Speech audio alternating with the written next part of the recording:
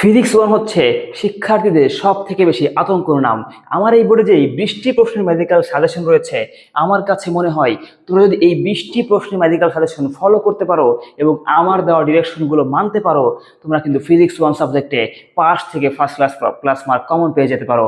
আসলে আমরা দেখে ফেলি সেই 20টি প্রশ্নগুলো আসলে কি কি। 1 নম্বর প্রশ্ন দেখো, আমাদের এখানে বলেছে যে গসের ডাইভারজেন্স তত্ত্বটি বিবৃত প্রমাণ করো। বলছে গ্রিনের উপপাদ্য বিবৃতিও প্রমাণ করো, স্টোকস এর উপপাদ্য বিবৃতি ও প্রমাণ করো। এখানে যে 3টি উপপাদ্য আছে, এখান থেকে ভাইয়া তোমাদের একটি 100% পরীক্ষায় থাকবে, একটি এখান থেকে 100% থাকবে, অর্থাৎ এখান থেকে 10 মার্ক। এখান থেকে কত? এখানে কিন্তু 10 মার্ক শিওর কমন থাকবে। এরপর দেখো যাচ্ছি আমরা 2 নম্বর প্রশ্নে। এখানে বলছে প্রমাণ করো, এখানে nabla square of 1/r equal 0। আবার বলছে nabla r vector by r cube equal 0। আবার দেখো এখানে বলছে 2 নম্বরে একটি ধ্রুবক ভেক্টর হলে প্রমাণ করো যে nabla r vector dot a vector equal হচ্ছে এ ভেক্টর। এবার দেখো বলছে এখানে প্রমাণ করো যে এ ইকুয়াল একটা ভেক্টর দেওয়া আছে, ভেক্টরটি সলিনয়েডাল। এই যে টাইপস গুলো আছে 2 নম্বরে, আমার কাছে মনে হয় এখান থেকে একটি প্রশ্ন 100% থাকবে, এখান থেকে একটি 100% থাকবে, অর্থাৎ এখান থেকে 5 মার্ক শিওর, এখান থেকে 5 মার্ক কিন্তু শিওর কমন থাকবে। তাহলে দেখো আমরা দেখতেছি কিন্তু আমরা এই পার্ট থেকে 10, 5, 15 মার্ক আমার কাছে মনে হয় এখান থেকে তোমরা শিওর কমন পাবা। এরপর দেখো চলে আসছি আমরা 3 নম্বরে। দেখো এখানে বলছে যে পরিবর্তনশীল বলের ক্ষেত্রে কাজ শক্তি উপপাদ্য বর্ণনা প্রমাণ করো। যে বলছে এখানে ধ্রুব বলের ক্ষেত্রে কাজ শক্তি উপপাদ্য প্রমাণ করো। এই দুইটা থেকে ভাইয়া, এই দুইটা থেকে একটি 100%, এখান থেকে একটি 100% তোমাদের পরীক্ষায় আসবেই আসবে আমার কাছে মনে হয়।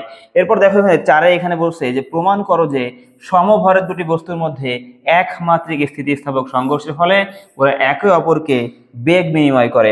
খুবই গুরুত্বপূর্ণ একটা প্রশ্ন, 4 নম্বরের 1। এরপর দেখো যাবো আমরা পরবর্তী পেজের যে প্রশ্নগুলো আছে সেগুলো নিয়ে একটু আলোচনা করব। তাহলে দেখো 4 নম্বরের 2-এর থেকে শুরু করবো। দেখো 4-এর 2-এ এখানে বলছে দেখাও যে সংরক্ষণশীল বল এফ ডেল ডট ভি অথবা ন্যাবলা ডট ভি, যেখানে ভি হচ্ছে বিভব শক্তি। এবার দেখো 3-এ বলছে এখানে সংরক্ষণশীল বল ও অসংরক্ষণশীল বলের পার্থক্য। এই যে 4 নম্বরে আমাদের 3টি প্রশ্ন আছে, এখান থেকে আমার কাছে মনে হয় একটি 100% তোমাদের কিন্তু পরীক্ষায় চলে আসবে।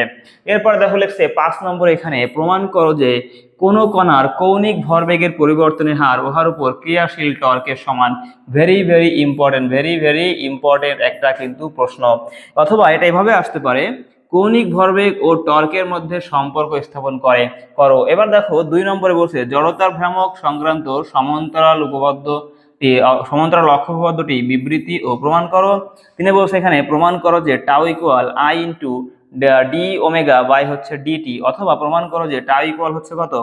I alpha.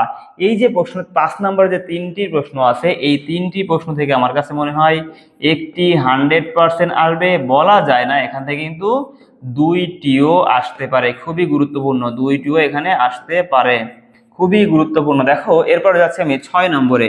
6 নম্বরে এখানে বলছে মুক্তিবেগ কাকে বলে? পৃথিবীর পৃষ্ঠ হতে কোনো বস্তুর মুক্তিবেগের রাশিমালা নির্ণয় করো। আমার কাছে মনে হয় এই প্রশ্নটি তোমাদের পরীক্ষায় এবছর 100% আসবে। আমার কাছে মনে হচ্ছে এই প্রশ্ন তোমাদের কি পরীক্ষায় 100% আসবেই আসবে। এরপর দেখো 7-এ এখানে বলছে মহাকর্ষীয় ক্ষেত্র প্রাবল্য ও মহাকর্ষীয় বিভাগের মধ্যে সম্পর্ক প্রতিষ্ঠা করো। 2 বলছে এখানে একটি পাতলা সুষম গোলকীয় গোলকের অক্ষের উপর বহিস্থ কোনো বিন্দুতে মহাকর্ষ বিভাগের রাশিমালা প্রতিপাদন করো। আমার কাছে মনে হয় 7-এর এই দুইটা থেকে তোমাদের পরীক্ষায় একটি প্রশ্ন তোমাদের কিন্তু 100% চলে আসতে পারে। খুবই গুরুত্বপূর্ণ। দেখো এরপরে আমরা 8 নম্বর নিয়ে আলোচনা করব। 8-এ দেখো বলছে এখানে টরিসেলের উপপাদ্য বিবৃতি প্রমাণ করো। 2 বলছে এখানে প্রান্তিক বেগের রাশিমালা প্রতিপাদন করো। আমার কাছে মনে হয় এই দুইটা থেকে তোমাদের পরীক্ষায় কিন্তু একটি 100% চলে আসবে, একটি এখান থেকে 100% কিন্তু চলে আসবে।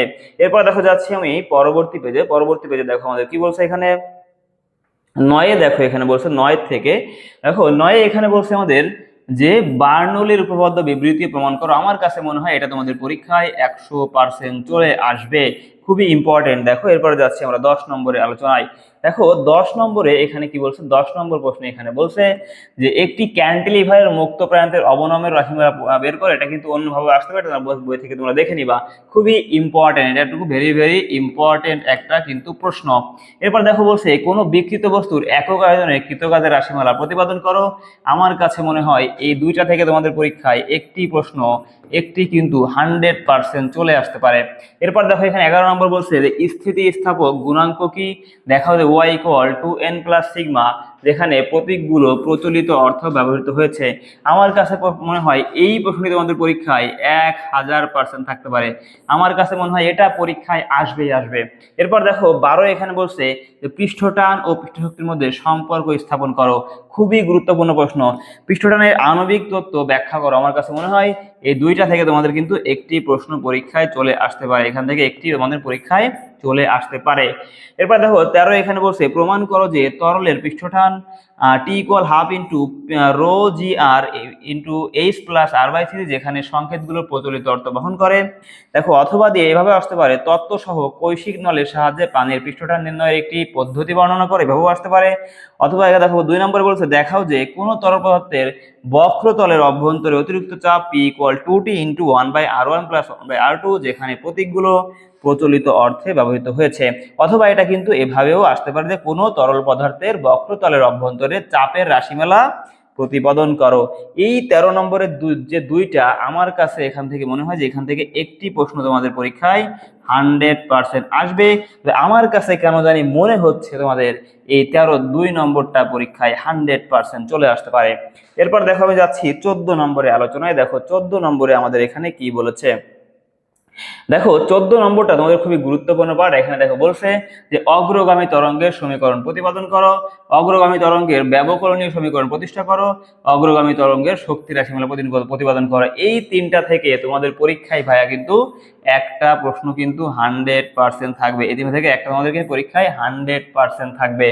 এরপর দেখো অগ্রগামী ও স্থির তরঙ্গের সংজ্ঞা দাও এবং তুলনা করো। খুবই গুরুত্বপূর্ণ প্রশ্ন। বিট কি, বিট উৎপত্তির শর্তগুলো লেখো। খুবই গুরুত্বপূর্ণ প্রশ্ন। দেখো যে বিট উৎপত্তির হার বিট সৃষ্টিকারী উৎসদায়ের কম্পাঙ্কের পার্থক্য সমান। আমার কাছে মনে হচ্ছে এই তিনটা প্রশ্ন থেকে কিন্তু এখান থেকে একটা তোমাদের পরীক্ষায় 100% চলে আসতে পারে, এখান থেকে একটা কিন্তু 100% চলে আসবে।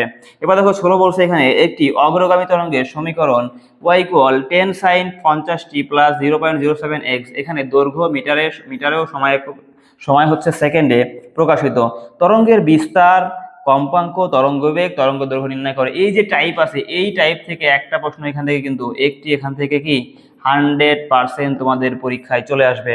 এরপর দেখো এখানে 17 বলছে সরল ছন্দিত গতি কি, সরল দোলগতির বৈশিষ্ট্য সমূহ লিখো। 2 বলছে এখানে সরল গতি সম্পন্ন একটি বস্তুকণার গতির ব্যবকলনীয় সূত্র প্রতিষ্ঠা করো এবং এর সমাধান বের করো।